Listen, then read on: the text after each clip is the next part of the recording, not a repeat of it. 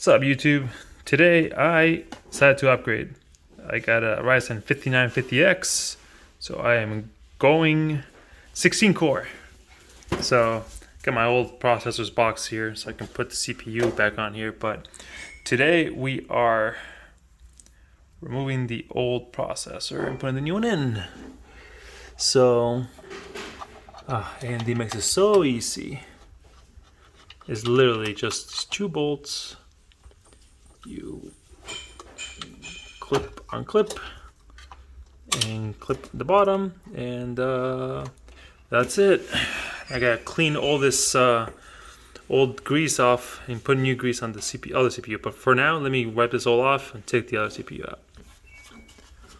All the fun. Wipe you away. All right, all nice and clean.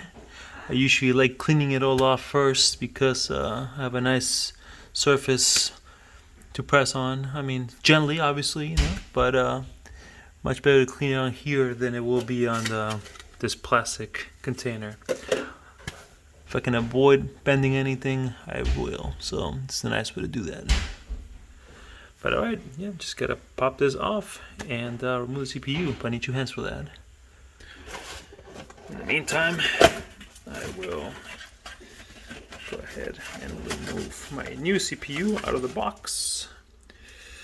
Money, money, money. All right. So we're gonna unclip, remove the old CPU, and the box it goes.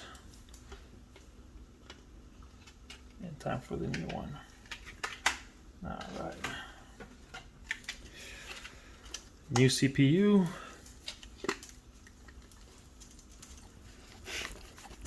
Paused it because the dongling would be. Due to orientation, you guys see that all the corners are, you know, at an angle, and this one is square. Just gotta line up the square tip with your CPU. And with this one, we'll see that the square end is right here. So that one just goes like so. Don't ever force it. If it doesn't slide in on its own, do not force it. And we're in. Now for some good old thermal paste, and then reinstalling the CPU, the cooler, which I already cleaned off, and we'll be good to go.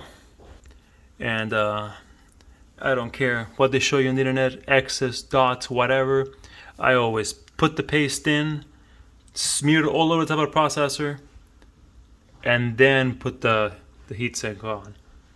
I don't care what anybody says. I want full contact with the processor. I don't want any chances of there being any air bubbles or any spaces that don't have paste on it, because I want full thermal adhesion. I want that dissipation to be, you know, very, very good. I don't want any hot spots on my CPU. And now smear the paste on. And there we go. I'd rather have too much than not enough. It will squish out the sides. It's not the days of the no heat cap, or whatever they call these aluminum pieces on the top of this the processor, where you know, too much paste would be bad. If it's too much, it would just squish out the sides a little bit, you know, which is okay, as long as it doesn't touch any other components. But yeah, time to reinstall the heatsink. Right. Well, this is much easier to take off with one hand than it is to put on one hand, but all you gotta do is line up these to the pins on the motherboard and then screw them on tight. All right, so we got them in. Now what you do is just simply screw these on, try to keep it even until it goes all the way in, and we're good to go.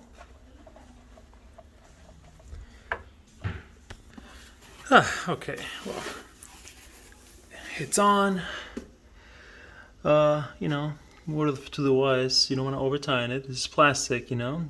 It's got to be tight enough that you can't move them. You know, obviously it's got to be firm, right? But you don't want to over torque it, you know.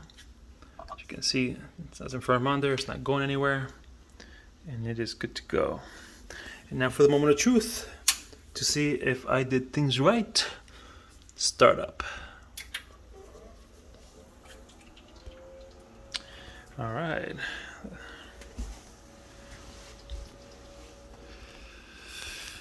And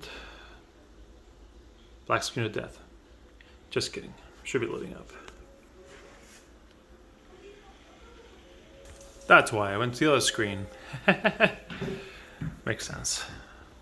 Of course. I don't know if I should go into the BIOS for anything. I don't think I need to. Just let it load up.